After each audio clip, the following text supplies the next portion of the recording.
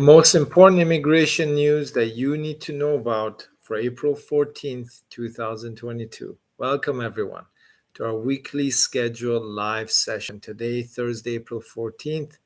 My name is Reza. I'm part of the Ingway's licensed immigration team in Canada to help you, the applicants, decide, plan, and apply for Canada. Today, we're going to cover the updates from provincial to federal and regional immigration policy and changes. Remember, we release an IRCC and provincial immigration update every month based on the latest significant changes and news that's officially announced. This is not gossip, this is not theory, and it's definitely not a conspiracy theory, but we're just going to talk about hard facts. Here are the latest updates.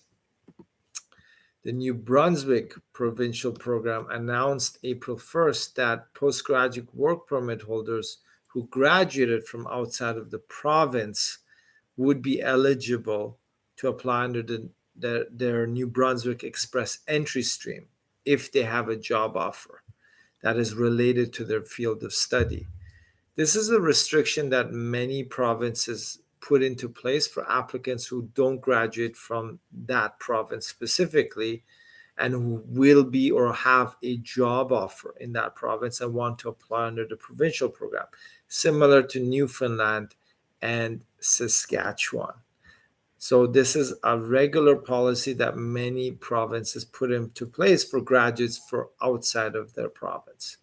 Let's jump into the new immigration pathway announced by Saskatchewan called the Tech Talent Pathway. This subcategory for highly skilled technology and innovation sector workers is based on a job offer in that skilled job, and it has an express entry and a non-express entry stream. The following occupations are included in this program: computer and IT system managers, electrical and electronic engineers, computer engineers, IT system analysts and consultants, database analysts and administrators, software engineers and designers, computer programmers and interactive media developers, web designers and developers, computer network technicians, user support technicians, and IT testing technicians. These are all NOC B occupations. If you plan on applying for the non-express entry stream of this Saskatchewan tech talent stream, you'd have to have your job offer. You should be working for your existing employer in Saskatchewan, in which case you only need 6 months experience in this occupation only. But if you're not already working for them, you need to show 1 year of previous work experience in the past 5 years. If you're working for your employer in the province, your employer will assess your language ability and report it to the province. But if you're not working for the employer yet, you will need a CLB, which is a Canadian language benchmark, 5 language exam score in either French or English. And remember that if you're a computer software engineer, a computer engineer or a software engineer, you do need specialized licensing in Saskatchewan, unlike other provinces where these occupations are not licensed. Post-secondary education for this stream is mandatory in the field that you'll be working for. And of course, the intention to live in the province, which is common for most provincial programs. The express entry stream of the Saskatchewan Tech Talent subcategory has the same exact requirements, except that, of course, you need a valid express entry profile, which typically means language score of CLB 7 minimum and minimum work experience in education required to enter the express entry program. You still need to provide proof of work experience in this field for a minimum 1 year if you are not working for the existing employer. But if you are working for the existing employer for the past 6 months, then that's enough. And this is a great option for people who are changing careers. Let's say you were a teacher or you were an HR manager, but you decided to study, software development, and you don't have previous experience in that field, but you're working for the Saskatchewan employer for 6 months, that is enough. The main advantage of the express entry stream versus the non-express entry stream of the Saskatchewan tech talent stream is that it's super fast PR processing if you're an express entry. As soon as you're nominated, you will be processed through the fast track of express entry inside Canada. Remember, outside of Canada, express entry is very slow at the moment. And like all other programs out there, everything starts online through the provincial immigration portal if you plan to apply. Let's look at Ontario, what's happening there. The Ontario Immigration Provincial Nomination Draw had issued invitations for the master's graduate stream, employer job offer for foreign workers, and employer job offer in-demand skills stream. The master's graduate stream applicants with a minimum score of 39 were invited to apply for permanent residency. This is a very good and reasonable score. It's not too high. And remember, it's one of the only programs in Canada across the country between 3 provinces which allow master's graduate students to become eligible for permanent residency without a mandatory job offer or without mandatory work experience. In a separate draw, the Ontario provincial program also targeted candidates under the foreign worker stream. These are all NOC B occupations, and they've requested minimum score of 23. Minimum score of 23 is literally nothing. This is one of the lowest scores we've seen, and there's over 20 occupations that we've listed on our website that you can check out later on that have been invited under the Ontario PNP with the job offer. Another draw in Ontario happened for the in-demand skills stream, and these are NOC C level, and you needed a minimum score of 21. It includes nurse aides, caregivers, residential commercial installers, heavy equipment operators, construction trades, farm workers, industrial butchers, and meat cutters. The reason I like this program is it offers occupations which are not typically eligible for express entry to convert to PR if they have a valid job offer from an eligible employer inside Ontario. And of course, the manufacturing occupations has also saw a draw in Ontario, which is for outside of Greater Toronto area, typically mainly manufacturing and heavy industry occupations, which are also in NOC C occupations. What about the Ukrainian situation? There's a few updates within Canada regarding Ukrainian nationals. So Canada has expanded its biometric exemption ages for visitor visa applicants under the Canada-Ukraine authorization for emergency travel. You may not need to give biometrics if you're 17 years or younger or 61 and older. This is a special exemption only for Ukrainian nationals in terms of biometrics. The province of New Brunswick has also announced that there's special measures for Ukrainian transport truck drivers to assist local employers to recruit them without the minimum 6 months experience inside New Brunswick.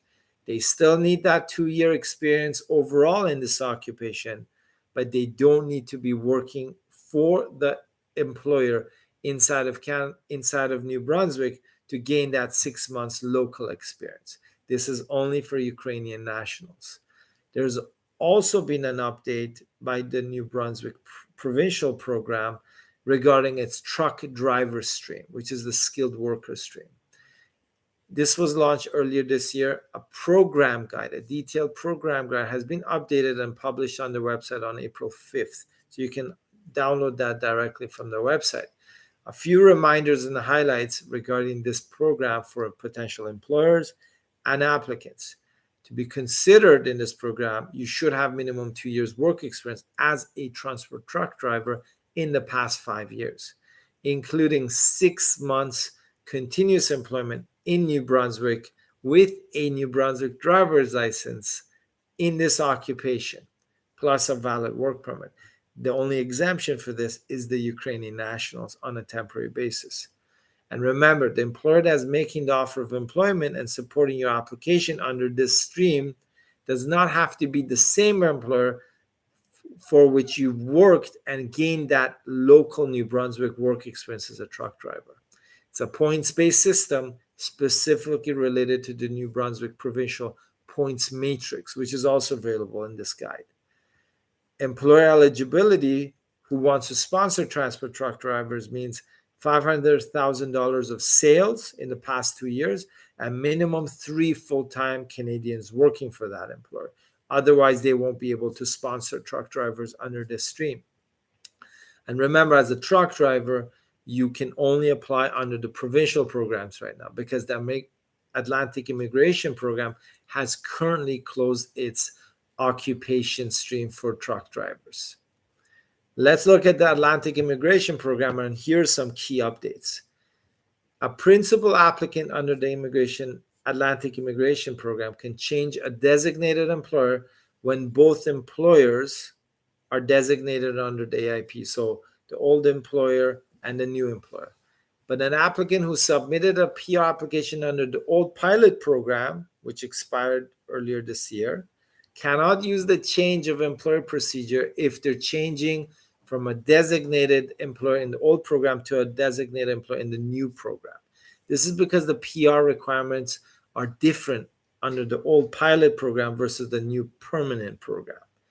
If there's changes in the family information for an applicant who's being processed under the AIP, there's no need for a new or amended endorsement because only the principal applicant's name is on the endorsement certificate for the Atlantic Immigration Program. If the candidate's new employment is in a different occupation, not code, it may change certain program requirements under the AIP, like language, education, work experience. This means the candidate will need a new job offer. While the application is in process, the applicant is offered a promotion with the same employer, then the client will need to follow the same steps to request a new job offer and a modified endorsement certificate and a new letter of support from the province. This is all for the Atlantic Immigration Program, which is now permanent, and these are the latest policy updates. The most important update for the Atlantic Immigration Program, which everyone needs to know about, is the fact that if you're offered an employment, it cannot be lower level occupation than the qualifying work experience you're claiming. For example, you're an applicant who has worked as a warehouse manager, but you cannot work as a warehouse worker or materials handler under the AIP. It won't work. There's only 1 or 2 exceptions to this, which means accepting lower level occupation than the work experience you have. And this is specifically for healthcare workers.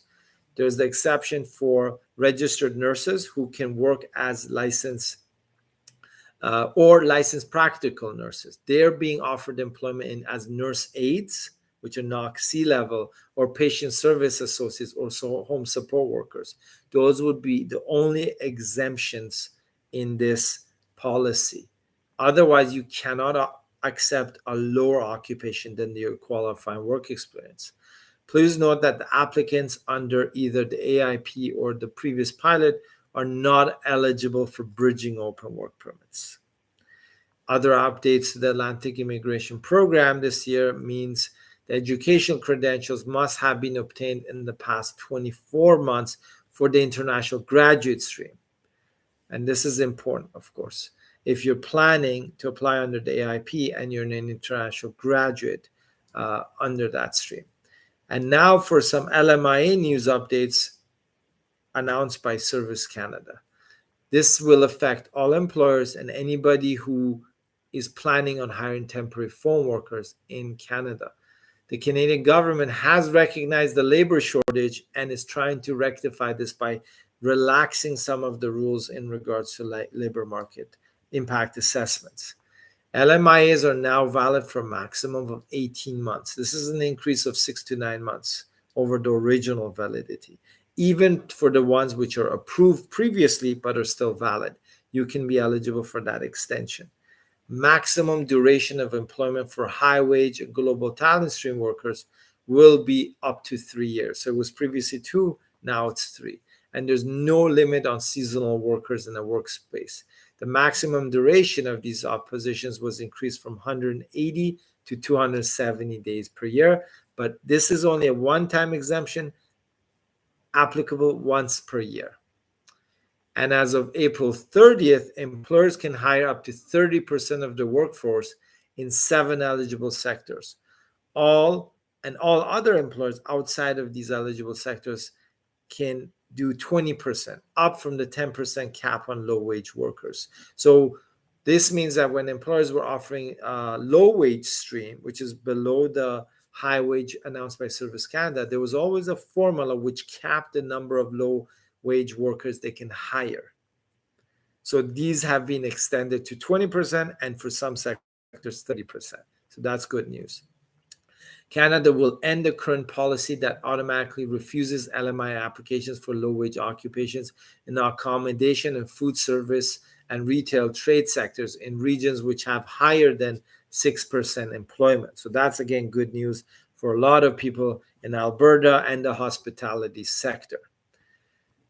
Let's look at the updates from another update from the Ontario provincial nomination, which was announced earlier this year in regards to the regulations for transport truck drivers. So if you're a transport truck driver being sponsored by a local employer in Ontario, or you're an employer planning to sponsor one, the regulations have been amended by adding the following paragraph. The position is listed in the National Occupational Classification as Occupation 7511, transport truck drivers. The employer must demonstrate that it has a valid CVOR certificate as defined in subsection 1 of the Highway Traffic Act and a safety rating under the Act of Excellence satisfactory and satisfactory unaudited. So the employer needs to have this certificate in order to be eligible to sponsor a truck driver. And remember, employers in Ontario need to either be having minimum 1 year's $1 million of revenue in the past year if they're inside of the Greater Toronto Area to be eligible under this stream, or minimum $500,000 of sales in the past year if they're outside of the Greater Toronto Area. Last but not least, Nova Scotia, one of my favorite provinces, has released an update to the Nova Scotia Express Entry Experience class. So their labor department has decided to pause the Atlantic Immigration Program and Nova Scotia Experience class stream for NOC 6311, which is food service supervisors. The following are currently not eligible. Correct? This is NOC 6311. Anybody with that occupation, the province will not process under the Express Entry stream or the Atlantic Immigration Program. However, businesses working in the food and hospitality sectors will continue to be able to use the skilled worker stream to recruit workers in those NOC codes. And employers who are able to recruit food and beverage servers and food counter attendants and kitchen helpers in NOC C and D can still continue to do so under the Nova Scotia Occupations and Demand stream. So those programs are still open. Only the Express Entry stream and Atlantic Immigration Program under the Nova Scotia streams they paused these hospitality NOC codes, which is specifically 6311 food service supervisor. So that was the latest updates. If you're deciding on applying for immigration to Canada or working with an employer here in Canada who needs support and guidance, you can contact our dedicated immigration team here at Ingwe. We currently have clients across all 10 provinces where the various regional and provincial programs are in effect.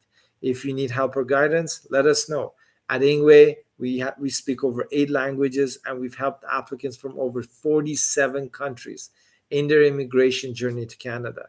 We're offering a free assessment for all the people interested in immigrating to Canada through any of these immigration programs we've discussed. We also offer free consultations for our B2B team for eligible employers inside of Canada who are looking to help recruit temporary foreign workers through their own channels or through an external channel.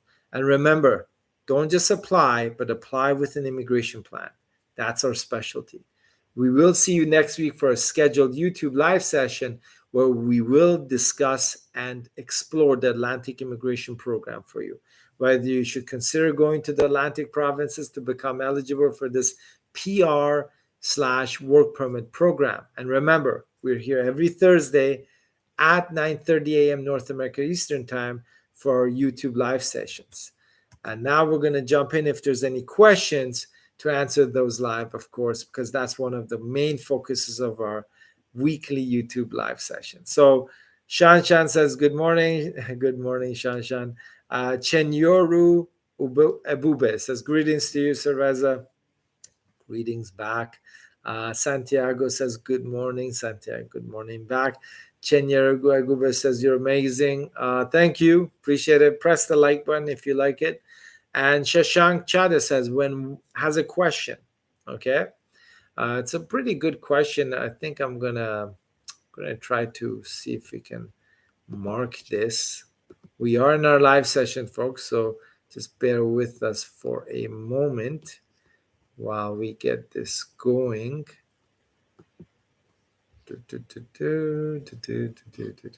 Yes, so Shashank says, when one withdraws a study permit application and that study permit gets approved instead, is there any issue? I intended to travel on this study permit. However, I have received an LOI and stamped passport. Okay, so when you're withdrawing and it's been approved, you go with the approval. Okay, because basically you can withdraw before an approval, but you cannot withdraw after it's approved. Okay, so right now, basically what you do is you go with it, right? You already have the letter of approval, you get your documents together and you go. That's what you do. If you want to cancel it, that's a different issue. You have to inform IRCC so they can cancel that study permit. It's not a withdrawal anymore. And it doesn't look good if you cancel something and later on you reapply. Okay, so that's just a quick point there. If there's any other questions, please do let us know, folks. We're here every Thursday talking about Canadian immigration, discussing your questions and answering them live in this live session. And if you're watching a recording of this, well, great. Where you can find us on Thursdays here in order to answer any of your Canadian immigration questions. We're going to sign off now. We will be back next Thursday talking about Atlantic immigration and answering questions. If there's anything else, reach out to us through our website, through our social media platforms, and don't forget to click on the free assessment link at the bottom of this video on our page. One last question before we sign off. Chinierogu says, can someone come into Canada via study permit and after a semester relocate to another? Yes, you can transfer schools. That's allowed. Okay, it's not allowed. So you can come, get a letter of admission from another school, transfer, and inform IRCC through the online portal regarding your transfer. So that's also a great question. Thank you, folks. We're going to sign off now. Take care. We'll see you next Thursday.